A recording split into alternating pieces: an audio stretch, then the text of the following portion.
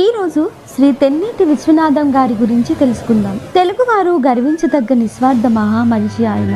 Parliamentary కార్యకలాపాలలో ప్రజాసేవ రంగంలో తెన్నేటి గారు నేటి రాజకీయ నాయకులకు మార్గదర్శకులుగా మారారు. తన ఆస్తులన్నీ దేశానికి సమర్పించిన మహాత్యాగి. దేవాలయాలలో ఆయన గోత్రం గురించి అడిగితే నాది ఆంధ్ర గోత్రం అని చెప్పుకున్న మన తెలుగు పెద్ద మహాత్యాగి, సత్యాన్వేషి, అధర్మానికి తలవంచని తెలుగువాడుగా ఆంధ్ర చరిత్రలో చిరస్థాయిని సంపాదించిన తెన్నేటి 1895 సెప్టెంబర్ 9న విశాఖపట్నంలో లక్కవరం అనే గ్రామంలో ఒక బ్రాహ్మణ కుటుంబంలో శ్రీ గౌరీపతి శాస్త్రి మరియు చిట్టమ్మ అనబడే దంపతులకు జన్మించారు. విశాఖపట్నం మరియు కాకినాడ ఈ రెండు ఊర్లలోనే తెన్నేటి గారి బాల్యం మొత్తం గడిచింది. విశాఖపట్నంలో సివిఎం హై స్కూల్లో చదువు, ఆ తర్వాత కాకినాడ మరియు విశాఖపట్నం ఏవిఎన్ కళాశాలలో ఇంటర్మీడియట్ వరకు చదువుకున్నారు. ఆ తరువాత మద్రాస్ ప్రెసిడెన్సీ కళాశాలలో బ్యాచిలర్ ఆఫ్ ఆర్ట్స్ బిఏ డిగ్రీని పూర్తి చేశారు. 1918లో ఎంఏ ఇంగ్లీష్ లిటరేచర్ కూడా చేశారు. తర్వాత త్రివేంద్రం న్యాయ కళాశాల నుంచి బిఎల్ పట్టాని పొందారు. 1921లో మద్రాస్ హైకోర్టులో అడ్వకేట్ గా పేరు నమోదు చేయించుకున్నారు. తరువాత మహాత్మా గాంధీ పిలుపు మేరకు 1922లో స్వాతంత్ర ఉద్యమాలలో దిగారు. శ్రీ తెన్నేటి గారు గాంధీజీ సబర్మతి ఆశ్రమంలో కొంతకాలం గడిపారు. 1922-23లో గాంధీవాదాన్ని ప్రముఖంగా బోధించే గుజరాత్ విద్యాపీఠంలో అధ్యాపకునిగా పనిచేశారు. అలా కొన్ని నెలలు అధ్యాపకునిగా చేసిన తర్వాత 1924లో తెన్నేటి గారి తండ్రి మరణించారు. అలా శ్రీ తెన్నేటి గారు స్వగ్రామానికి చేరుకున్నారు. అలా కొంతకాలం తర్వాత 1930 ఏప్రిల్ 17న ఆ సమయంలో ఉప్పు మీద తెల్లవాళ్ళు ట్యాక్స్లు పెంచడంతో తెన్నేటి గారు ఉప్పు సత్యాగ్రహంలో పాల్గొన్నారు. కొన్ని రోజులు ఉద్యమాలలో పాల్గొని సాయశక్తులా పోరాటం చేయసాగారు. అలా కొన్ని రోజుల తర్వాత బ్రిటిష్ కొలోనియల్ కి వ్యతిరేకంగా ఉద్యమాలలో ఉన్నందున బెర్హంపూర్, మద్రాస్, వెల్లూరు జైళ్లలో కారాగార శిక్షను కూడా అనుభవించారు. 1937లో మద్రాస్ అసెంబ్లీలో శాసనసభ్యులుగా ఉన్నారు. ఆయన మాట్లాడితే చుట్టూ ఎవరూ మాట్లాడేవారు కాదు. ఆయన మాటల గర్జన మాత్రమే వినపడేది. The time for incremental change is over. We must seize this moment and demand nothing less than true Swaraj for our people. ఆ సమయం నుంచే తెన్నేటి గారు టంగుటూరి ప్రకాశం గారిని తన గురువర్యులుగా భావిస్తూ సుమారు 4 దశాబ్దాల పాటు ప్రకాశం గారికి సలహాదారునిగా తన అండదండలు అందిస్తూ న్యాయం కోసం పగలు రాత్రి తేడా లేకుండా ప్రతిరోజు ప్రతి నిమిషం అతని జీవితం మొత్తం కష్టపడుతూ వచ్చారు. తెన్నేటి గారు 1939లో 2వ ప్రపంచ యుద్ధం సందర్భంగా మహాత్ముని పిలుపు మేరకు తన పదవికి రాజీనామా సమర్పించారు. తదనంతరం సత్యాగ్రహం నిర్వహించేందుకు బ్రిటిష్ వారి ఆగ్రహానికి గురి అయ్యి 1940 నవంబర్లో వెల్లూరు, తిరుచెన్నల్లూరుపల్లి జైళ్లలో నిర్బంధింపబడ్డారు. అలా 1942లో క్విట్ ఇండియా ఉద్యమంలో పాల్గొని 2 ఏళ్ల పాటు జైలు శిక్ష కూడా అనుభవించారు.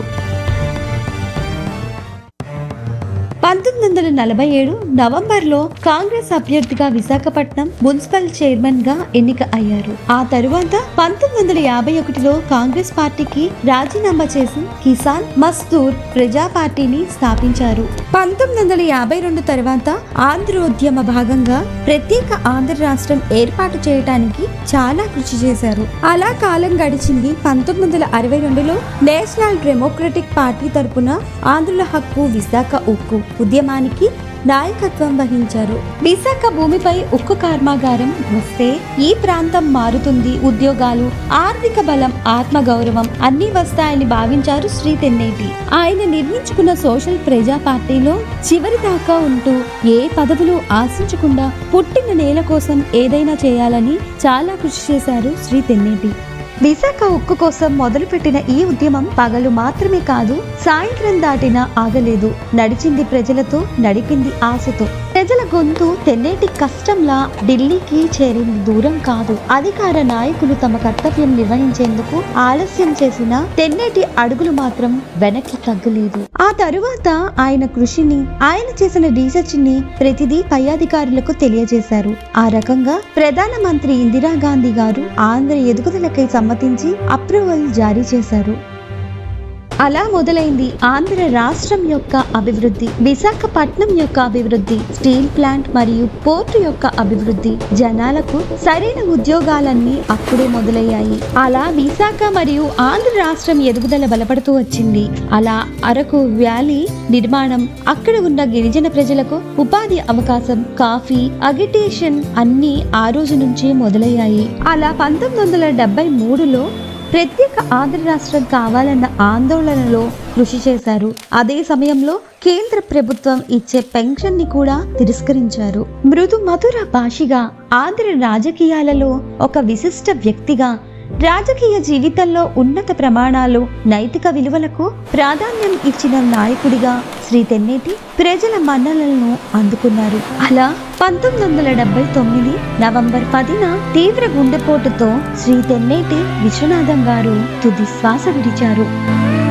కానీ ఆయన ఆలోచనలు ఆంధ్ర రాష్ట్రంలో విశాఖ నగరంలో ప్రతిరోజు జీవిస్తూనే ఉన్నాయి. ఉక్కు కర్మాగారం ఒక నిర్మాణం, కానీ దాని వెనుక ఉన్న దూరదృష్టి ఒక జీవితం. పదవులు పోయాయి, పేర్లు మారాయి, కానీ ప్రజల కోసం చేసిన పని ఇప్పటికీ ఇంకా అలానే నిలిచి ఉంది. కొంతమంది చరిత్రలో ఉండరు, చరిత్రని మార్చేస్తారు. విశాఖ తీరంపై ఉక్కు కంటే గట్టిగా తన ముద్ర వేసిన నాయకుడు, ప్రజల కోసం జీవించిన జీవితం, ప్రజలలోని నిలిచిన పేరు తెన్నేటి విశ్వనాథం.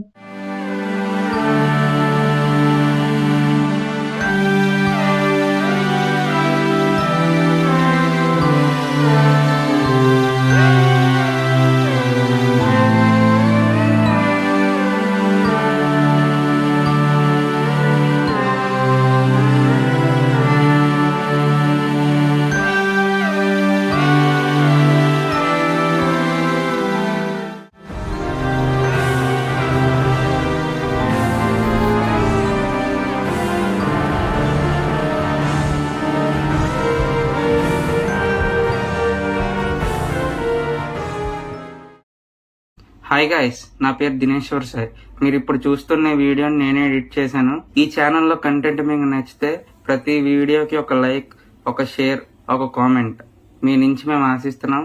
అండ్ ఇలాంటి యూస్ఫుల్ కంటెంట్ ఇంకా మీకు కావాలి అనుకుంటే subscribe to the original morals. మీరు ఇంకా సపోర్ట్ ఇస్తే ఇంకా మంచి వీడియోస్ ఈ ఛానల్లో పెట్టడానికి మేము ట్రై చేస్తాం. Thank you. Hello all, original morals channel కి అందరికీ స్వాగతం. నా పేరు వసంత. ఈ కథకి వాయిస్ ఓవర్ ఇచ్చింది నేనే. ఈ కథ మీ అందరికీ నచ్చుతుందని అనుకుంటున్నాను. అలాగే మా ఛానల్ ని తప్పకుండా సబ్స్క్రైబ్ చేయండి. చిన్న పరియ అని ఒక గ్రామం. అక్కడ సూర్యుడు ప్రతిరోజు ఉదయిస్తాడు, కానీ ఆశ మాత్రం మెల్లగా మసకబారుతుంది. ఆ నిశ్శబ్దంలోనే ఒక బాలుడు నడుస్తున్నాడు. అతని పేరు ఆరవ్. అక్కడ పిల్లలందరూ ముందుకు పరిగెడుతున్నారు. కాలం వాళ్లతో పాటు వేగంగా నడుస్తోంది, కానీ ఆరవ్ మాత్రం అక్కడే ఆగిపోయాడు. ఎవరూ అతన్ని గమనించలేదు.